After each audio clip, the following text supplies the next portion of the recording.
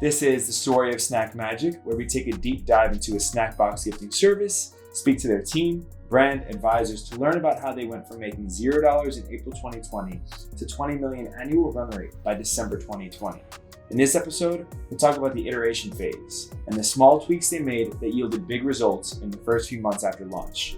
Let's see what they did. Like literally my goal for people that are recipients is for them to become senders. So if you receive a SnackMagic, I want you to be so excited and think that this is like the best experience ever, and you just want to give this to someone else. You know, treat it forward is what we call it. The reason we built that whole customizable box and not like a fixed box which goes to everybody was that we wanted to be a discovery platform for snacks.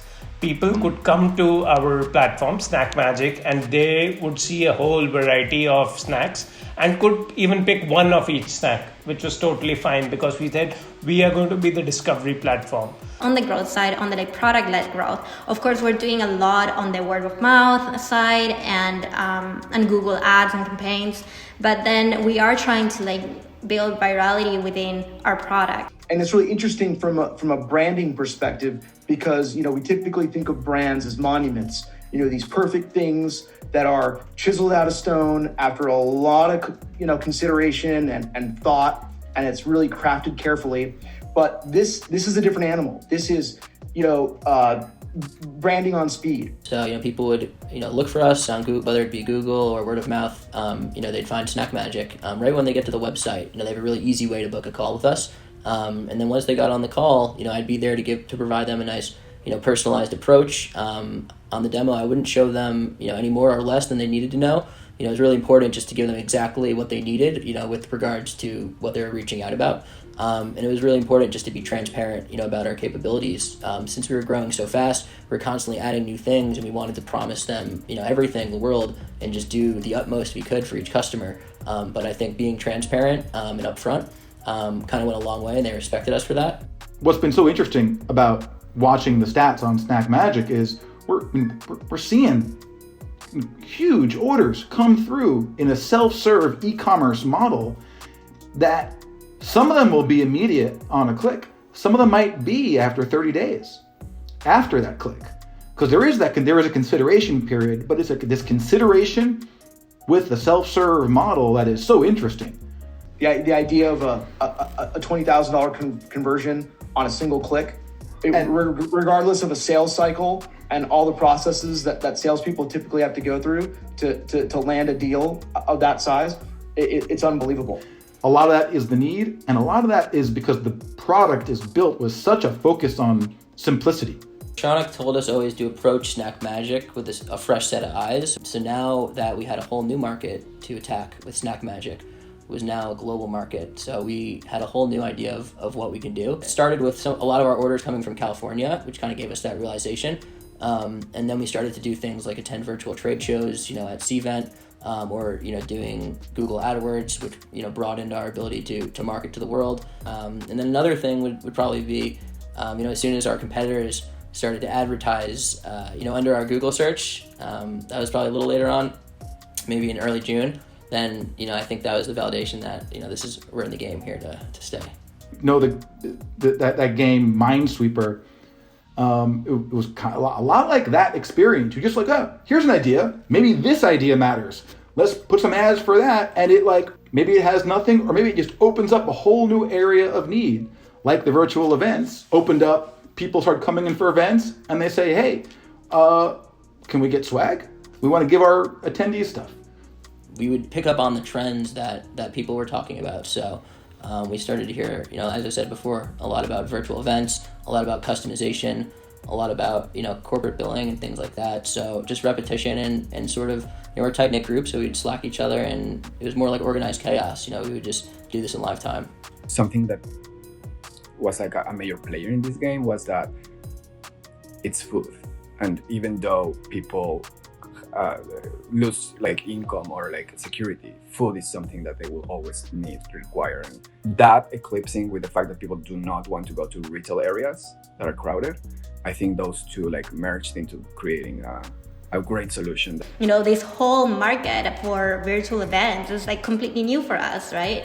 Before we were dealing with office managers or HR people, people working in sales, and in the last couple of months, I feel like the virtual event space, right, like grew a lot.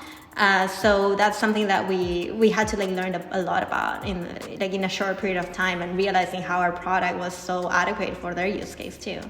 At first, it was very much like, we'll try anything, because we didn't really know what worked yet and what our customers wanted.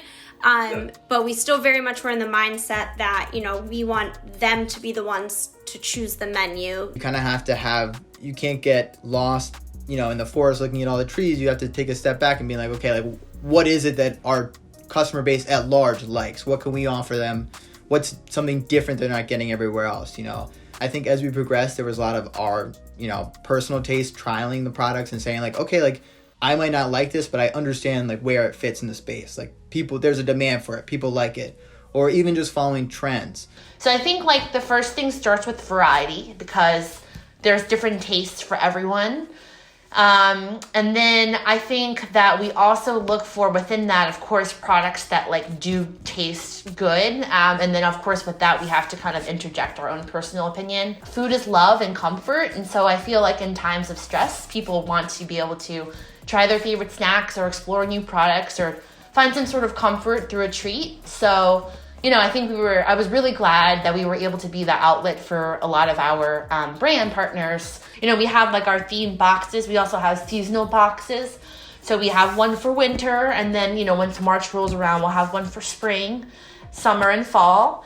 So we have those, and we also have our evergreen boxes where we always highlight things like minority-owned products, to Snack Good, Feel Good, which is where we put things that have a sustainable element, to Around the World is where we kind of highlight our global products, because we do have snacks from, different countries as well. So yeah, we have a variety of different types of curated collections and curated stashes for people. So it definitely started more outbound. We were utilizing a few different like CPG platforms. The main one we used at first is called Range Me. It's essentially like, it's almost like an Amazon for brands. You can like search by the type of product or specific brand or all sorts of things like that. And then brands can also submit to us. It's awesome. I think I'm their number one fan, I swear. I think we connected on Range Me, which is a platform, and I don't know if I'd submitted or she reached out to how it actually happened. I don't really recall the details, but one day I got this, I was like, awesome. And I looked into it, and it's been really great because it's happened organically. I think the partnership has happened at the right time for us. And so I reached out to my friend, and I was like, hey, is this working? Is this worth it? Right? Like just doing my research. And I'm like, they want some product to kick it off and test. And I was like, all right, that's kind of it's an investment, right? For me as a brand. And he's like, yeah, it's working great. He's like, you definitely should do it. And so we did. And it sold out in like a few weeks.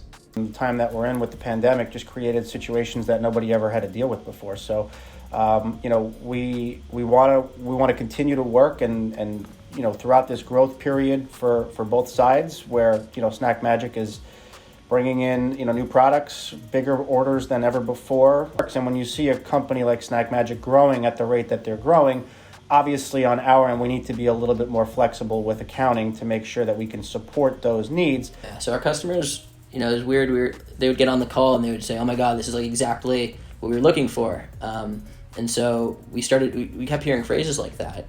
It was really clicking. I think we were making organizers' lives a lot easier. So a lot of these people would, have to facilitate a lot of this stuff on their own. And then on the recipient side of things, we really made people happy. People were excited to be able to pick their own snacks out. It was kind of a nice little refresh in this work from home environment to be able to go in and pick out exactly what you want and have it delivered right to you. So I think it was a refresh on both sides of the spectrum there. So there we have it. In this episode, we learned about the iteration phase, the small tweaks they made that yielded big results.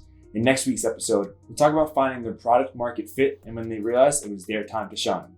See you then.